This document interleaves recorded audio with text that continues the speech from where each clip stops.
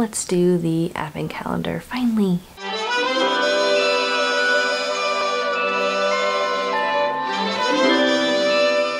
So today is a bit of a busier day with my day job. I'm actually stuffing envelopes as we speak, so I'll try to keep it down. So I wanted to talk a little bit about audiobooks because I don't think I mentioned it on my channel at all, but I am producing my first audiobook, and it is for Take Back Your Book.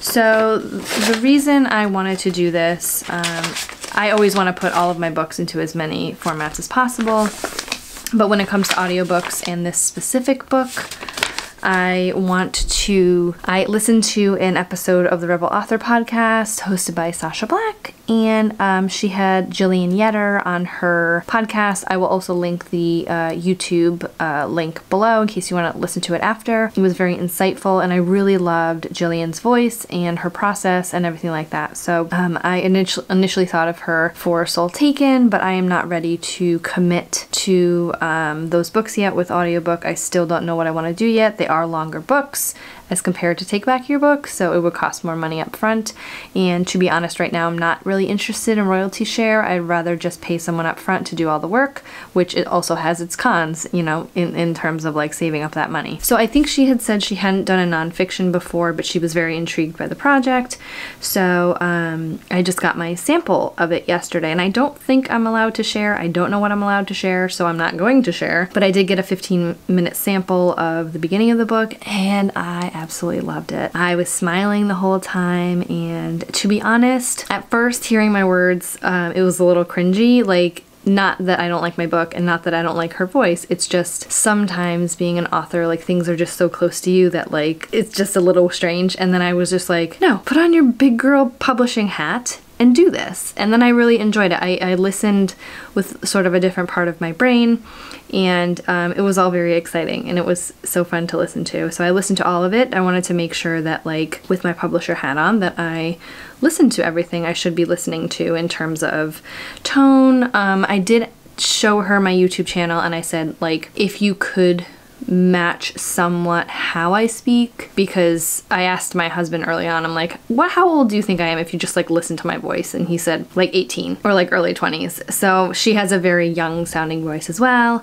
and I think she did pretty good, sort of mimicking, but not mimicking, like not in a mocking way, just the way I talk. So it sort of like makes it a little more cohesive in the way that I speak in the book necessarily, and she nailed a lot of like my inflection with how I wrote the book, and it was just such a pleasure to listen to. So this morning I approved her sample, so she's gonna go off and do the rest of the book, and then I will go through the process, I guess, of you know, listening to the book through her words and then going through corrections and things like that. As I said, this is the first time I've ever done audiobook on my own.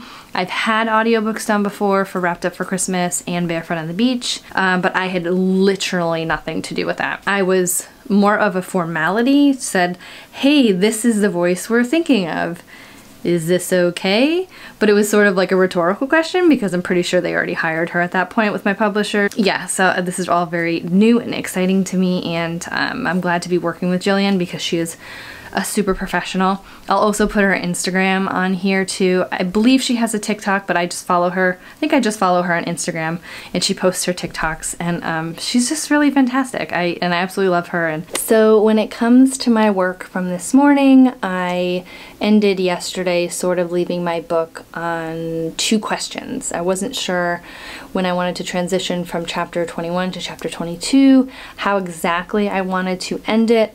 I had something different in there from my fast draft, and I was like, I don't really feel like this is enough of a driver for the central character that really makes sense anymore as I've gone through the book and edited it. I changed it. And it's funny because I was like, well, does this happen or does this happen?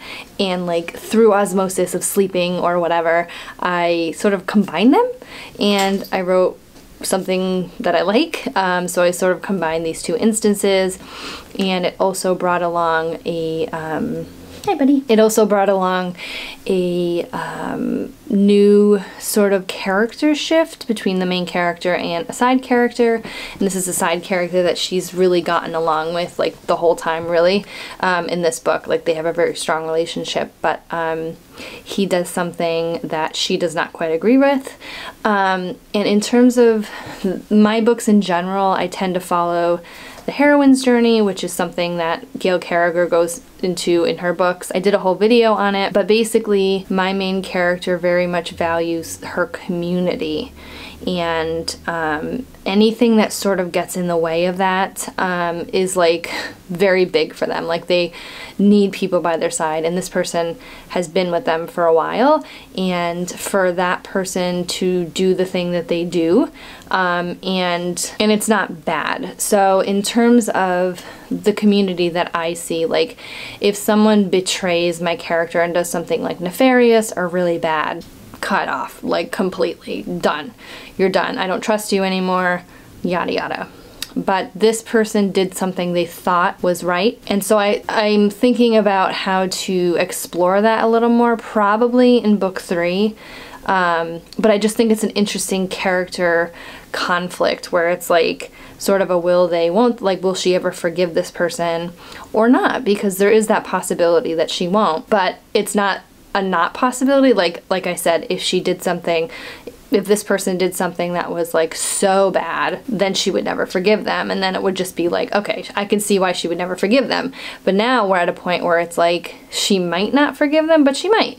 So there's like that push and pull and that wonder and question and everything. So I got all that in the session this morning, which was good. I have the dog down here, so she's sniffing around. She's such a love bug. Here, I'll show you. Love bug. Yeah, that sun just came in gangbusters. So yeah, I found that very interesting this morning with my session, and I really want to work on the book tonight, but I am already not feeling it. I have just a lot of things I want to do. Like, I usually incorporate admin days into my working days, and I've just been like pushing so hard with this book. My husband and I have our 3rd COVID shot, and and kiddo has 2nd COVID shot coming up this weekend. I sort of just wanted to have like a whole weekend of feeling like garbage. So I'm like, do I do an admin day? Do I do an admin like night, or do I just continue pushing? And I haven't made that decision yet.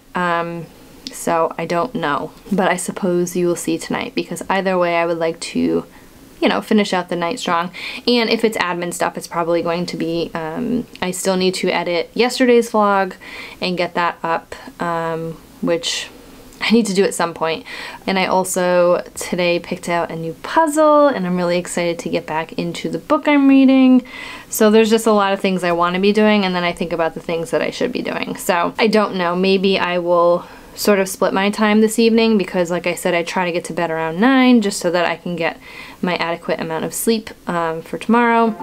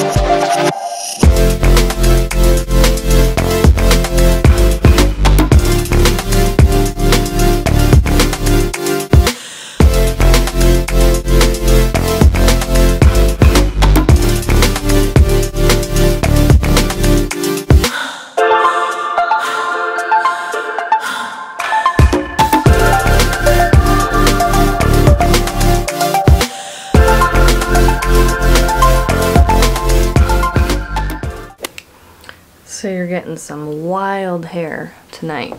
This is what happens when my hair dries. But anyway, so that was quite a mishmash of things happening today, but sometimes that's life. Kiddo wanted to decorate the Christmas tree tonight, so I said, well, let's do it. These are just things that happen on a day-to-day. Half of the day is usually not my own, and that's totally fine. It is a little bit past 9 right now. I was working on editing yesterday's vlog and also this vlog. The reasons that I didn't go into my book today I will discuss with you tomorrow. I didn't want to forget to do my advent calendar for today, so I'll do that in 1 minute.